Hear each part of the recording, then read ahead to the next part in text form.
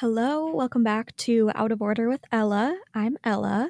I'm a 26-year-old girl living in Minnesota, and I lost two incredible people in my life, Mack and Sam, out of order when I was 22 years old. I'm also a soon-to-be physician assistant, huge Minnesota sports fan, and lover of all of the little things in life. I created this space to slow down and check in with myself each week and to document my life, but more than anything, as a space for me and for you to talk about out of order loss, imperfect healing, and how grief is just one piece of our story. We're all a beautiful, unique collection of identities with stories worth telling. So here's mine, as well as the stories of you and your special people in heaven as told by you. Okay, another week of peds down, 2 to go. And I think it's actually starting to sink in that I'm going to be graduating in just about a month and taking my boards in just about a month and a week after that. I have been so hyper focused throughout clinicals. Each step, whether it was starting a new rotation or getting ready for an end of rotation exam, my mind has just always been so locked in on whatever is happening in the immediate week or two following that I haven't really let it sink in that I'm actually going to be starting my career pretty soon here. So I did start applying for jobs. If I knew how to add applause to my podcast, I would do that right now, but we haven't gotten that far. We're not that advanced yet, and we don't have production to help us with that yet. It's just very easy to be so focused in when you're in school and not really think about what the next stage is going to look like, but it's so exciting to think about that. I could not be more excited to graduate and be done with being a student. Yes, I know. We all say we're lifelong learners around here because we are. But it's completely different working and practicing medicine and continuing to learn as you go. That's just not the same at all as being in school and taking tests every week. And so I'm really, really excited to be done. Just to not have to start a new job every 5 weeks. I cannot believe that that is what my life has looked like for the past almost full year, because that alone is just a shock to the nervous system. As soon as you get comfortable at the end of those 5 weeks, you're on to the next. And luckily, over time, it's gotten a little bit easier. At the beginning, for the first few rotations, I would have so much anxiety I would throw up the day before. And not because I was like scared or anything, I just got a lot of anxiety about being in a new environment, being in a different area of medicine, especially because just days before that first day, I was taking a test, and a big test that caused a lot of anxiety on its own. It just blows me away what you go through to become a healthcare provider. I'm excited to be in one place, have some stability, and kind of know what is to come to a degree. Okay, the biggest highlight of this last week, however, was Luke's sister JoJo's bridal shower. I just need to shout her out because she amazes me so much, and she's having such a big year between getting married and starting her nursing career. And I just feel so lucky to be able to support her alongside Luke and her family throughout all of this. And it was so much fun getting to see her in her element with all her friends and getting to see a lot of their family that I haven't seen in a while. So that was super fun. And I got to meet all sorts of new babies that are in the family, which I loved. Other than that, Luke drove back from Moorhead yesterday. I don't know if I had already said this at one point. I think I did share.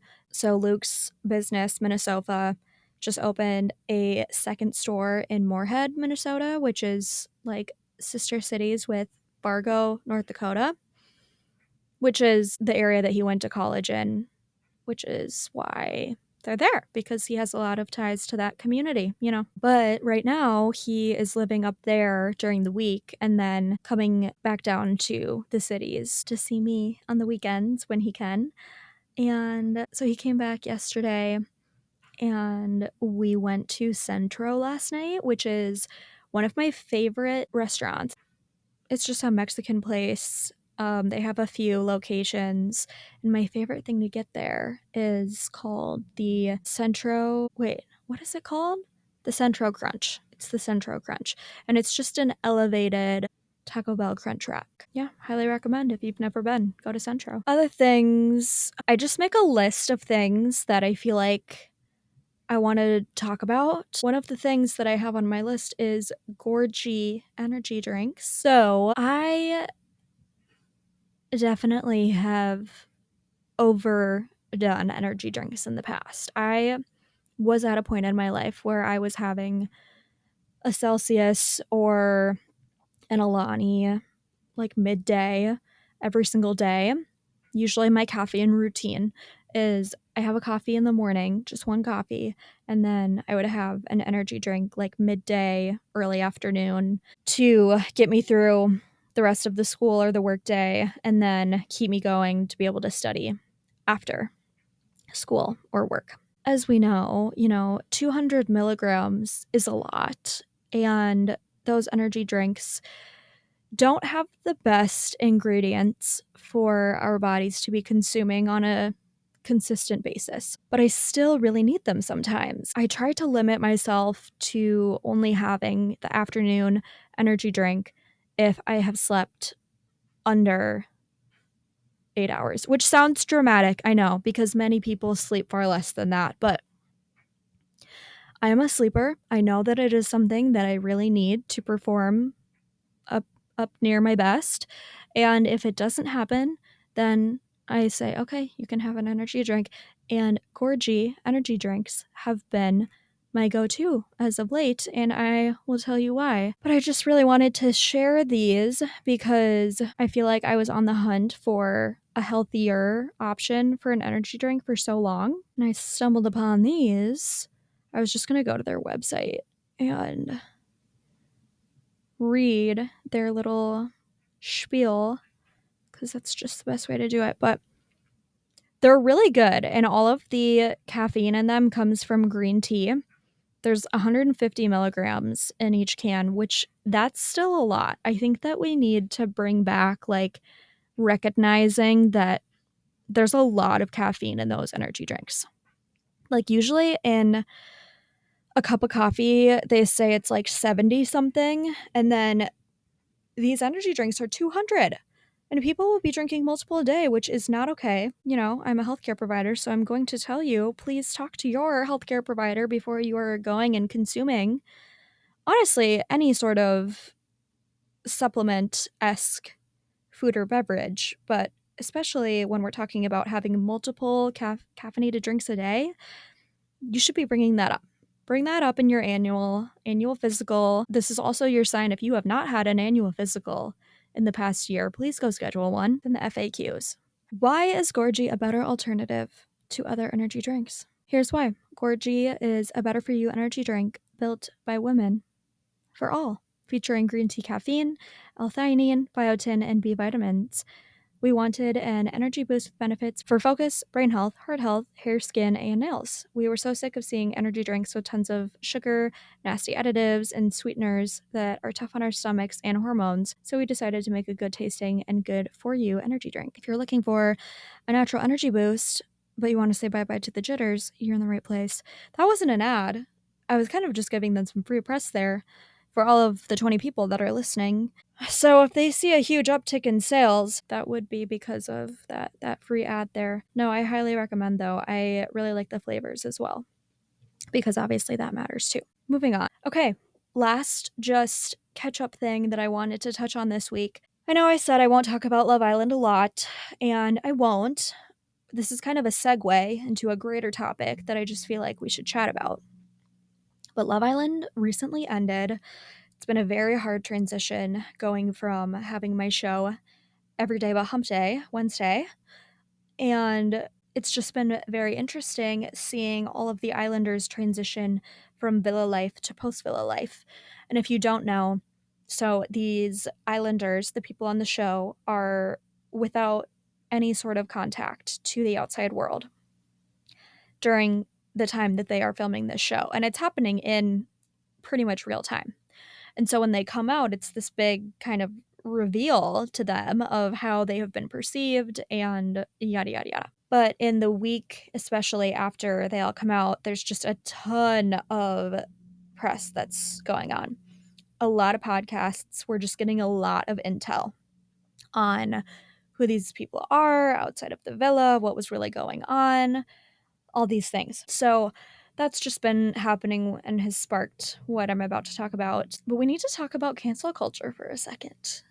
And just internet hate, I feel like in general. I've been thinking a lot about it because of the Love Island season ending and just seeing these people kind of come back into the real world and such.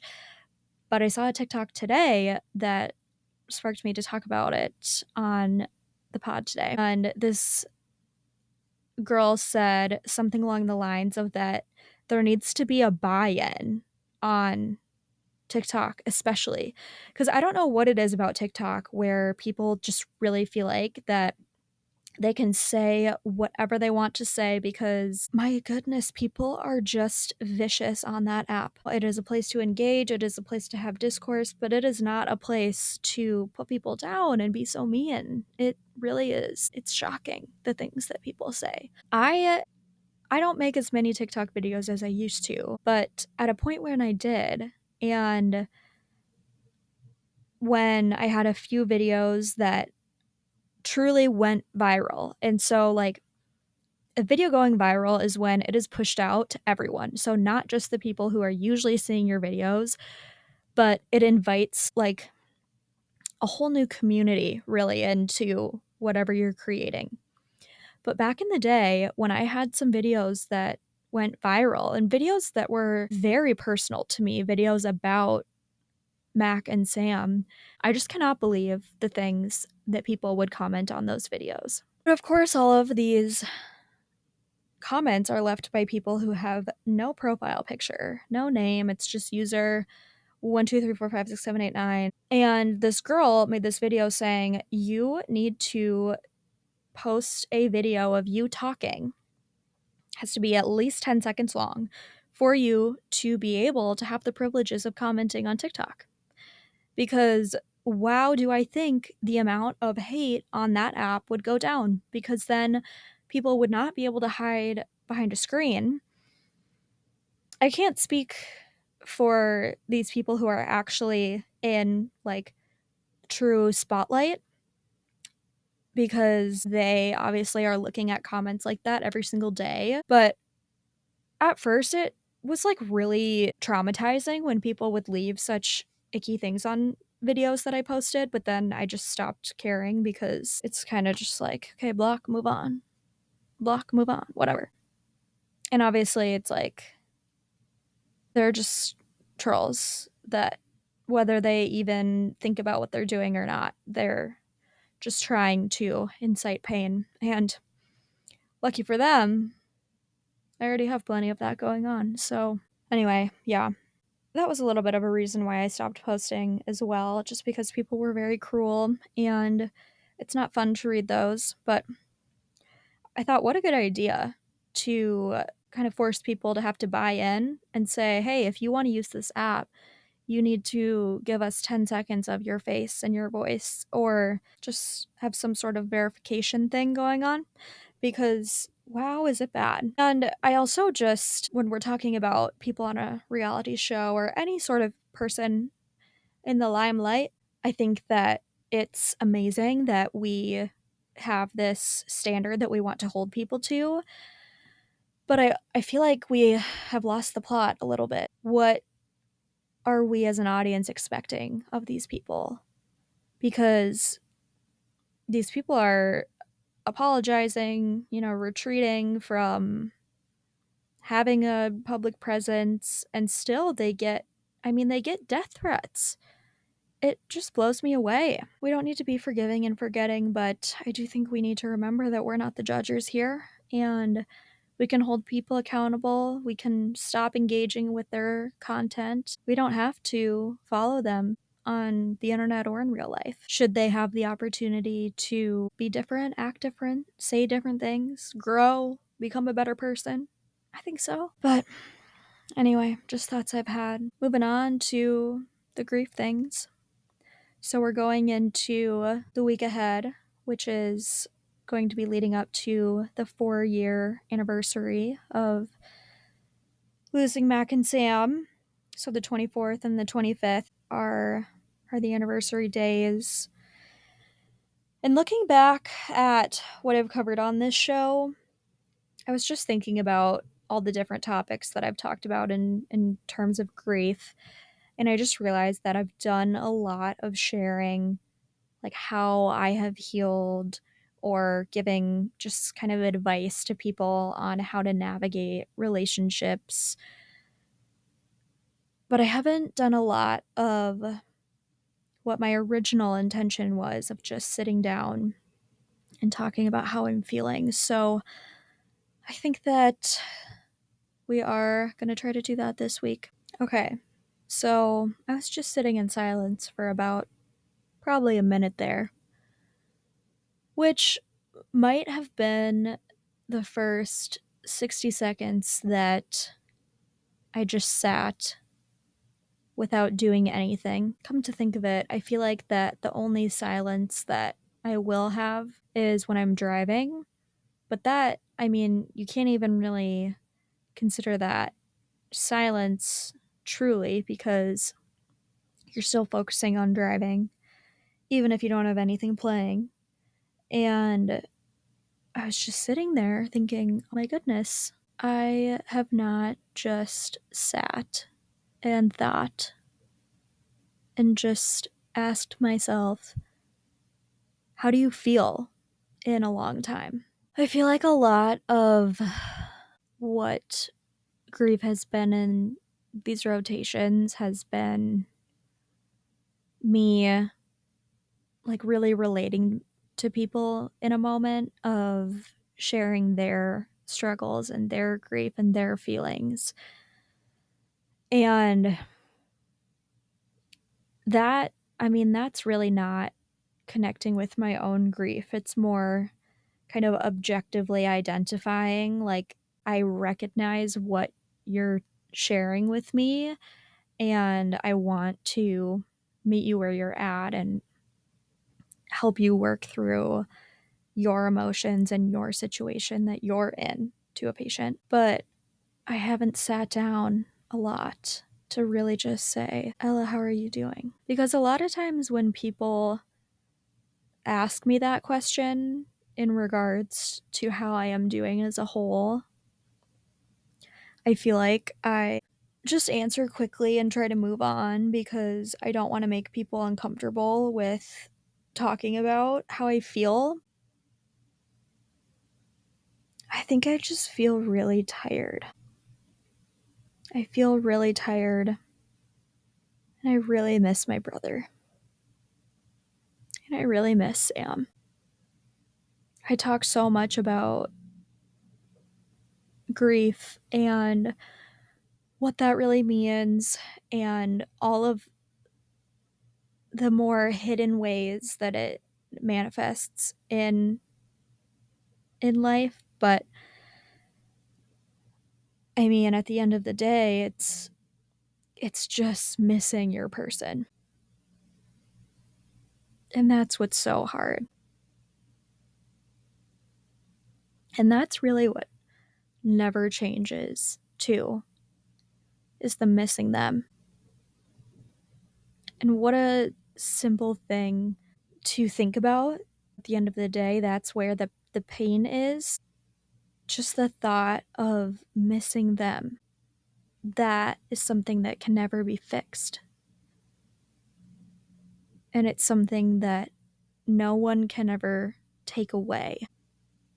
Really, everything I've talked about here with you guys up until this point is just about how do you go on with missing them. And have any purpose outside of missing them. You guys should really try this.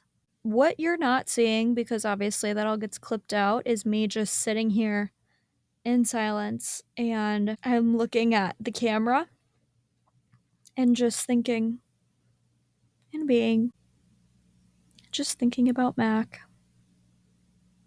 just thinking about Sam. It's so weird because I am trying to just figure out how I can verbalize how I feel, and I'm sitting here thinking, well, how do I even feel? And the thoughts that keep coming in my brain are things about giving advice and sharing perspectives on things, and not just about what's going on in my head and my heart right now. I'm just realizing that I don't know. I have been in what feels like fight or flight for so long that it's so hard to even label what emotions feel like to my core. Not just like the daily emotions that we move through as humans, but truly like what life feels like. I feel like I can't even verbalize it because my brain has been moving so fast through these past few years that sitting here and just thinking, what does it feel like in life right now?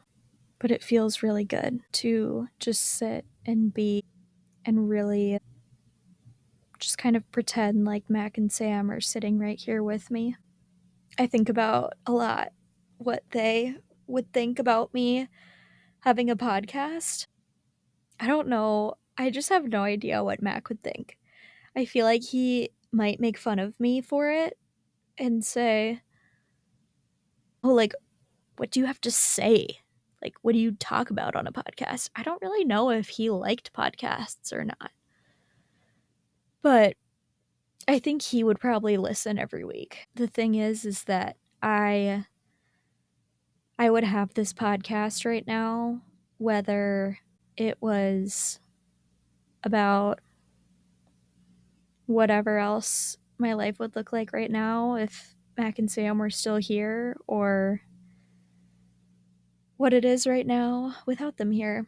I think Sam would absolutely love it, and he would just be so excited to listen to it, and he would be hyping it up every week, and I feel like that he would just totally not be surprised by me doing a podcast, because I think that the creative aspect of me has always been inside me. It's not like that this happened to me and I just wanted to start a podcast about it. I think because missing them is my reality forever. It's just a piece of me that I'll always talk about, because if I don't talk about it, I don't really know where else it has a place for in my life. Or I don't know where else there is a place for it in my life. Am I saying that right? Do you guys get what I'm trying to say? If I wasn't talking about it on the podcast every week, I don't know where else in my life would hold dedicated space for grief, for talking about Mac and Sam. Well, I feel like I've done a whole lot of not really saying a lot. I've done a lot of sitting in my closet studio right now, but I feel like that the overwhelming feeling that I have right now is just that I really want to spend time with them this week. That's something I feel like if you have not lost someone very close to you, it might not make sense when I say spend time with them. It's something I say to people and patients if they share about a really hard day coming up or something. I say, I hope you can really spend time with them, because it's so easy when they're not here to kind of get in this fight or flight, try to not feel the emotions of missing them because it's so painful. But there is something that is so healing about whether it is physically going to, if you can go to a gravesite or someplace outside where you feel like you can really connect to them and just talk to them, sit in silence with them, listen to music with them. I don't know. It all sounds really silly, but I feel like when I do those things, it really makes my heart feel connected to them. And sitting here has just been a reminder that I'm just looking forward to spending time with them this week. We'll go visit both of them and talk to them. I just always think that they're listening too, so I want to make sure that I'm talking to them so that they know that I really miss them. Okay, the last idea that I had for talking about grief is I wanted to leave you guys with a question. Because this is something I just can't find the answer to. And I would love to hear from you guys if anyone has tips, because I just still don't know how to navigate this. But how can we hold space better for loss in conversation? I just find that every time that it comes up in conversation that I lost Mack and Sam, that it really, it really brings down the mood. No one knows what to say. It makes the room go quiet, and I don't want it to feel like that because I really want to always, and I always will, if it comes up in conversation, I'll never hesitate to share about Mac and Sam, but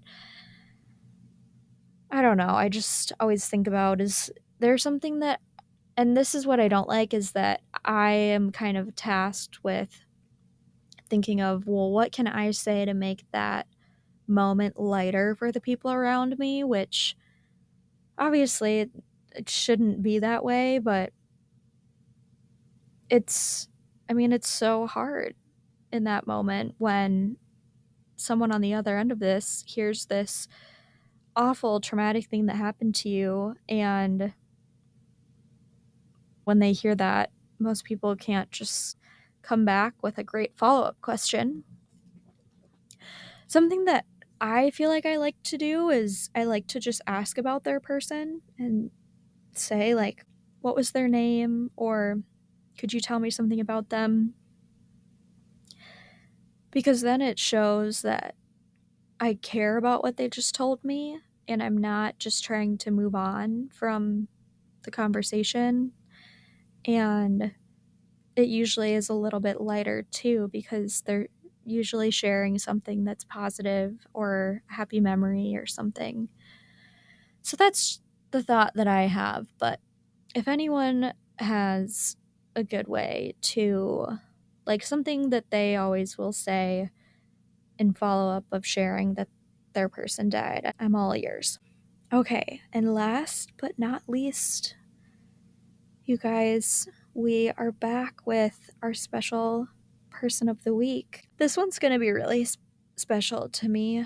So, my boyfriend Luke shared a person for me to talk about this week, and he shared stories about his friend Marcus. And so, I'm just going to read what he wrote in. So Marcus died in a car accident in March of 2016 when he was a junior in high school. We had just wrapped up basketball season, in which Marcus contributed a big role as a junior. Next was baseball. Marcus was a catcher and always cared so incredibly much about the team and teammates. I was a pitcher at the time and loved when Marcus was catching because he'd work so hard and crack jokes about the other fans in the stands. making the game fun, win or lose. One of my favorite memories was hanging out with Marcus during school and just always laughing and making jokes with each other. He made school so fun with his outgoing, funny personality and his awesome laugh. We would always super fan the football games together and get rowdy in the stands. We will always remember his friendship and close bond he got with everyone he met. His family also meant a lot to him, and they were always so supportive in everything he did and in the community. Marcus means a lot to our community, and he still has a mural and picture at our high school. Oh, it just means so much to me that Luke shared about Marcus, because it means so much to learn about the special people of your special people. So thank you, Lukey, for sharing about Marcus. And I was really happy to get to learn a little bit more about him today. And with that, thank you so much for spending this time with me. If you want more support or more information, you can check out the Out of Order with Ella Instagram. And reminder, I would love to share about the special person that you lost and the love that you have for them. The link to do this, along with a general question link to ask anything about grief, loss, trauma, or life, is in the show notes and linked on the show's Instagram. Remember, I'm here, I care, and I'm on your team. Talk to you next Monday. Bye.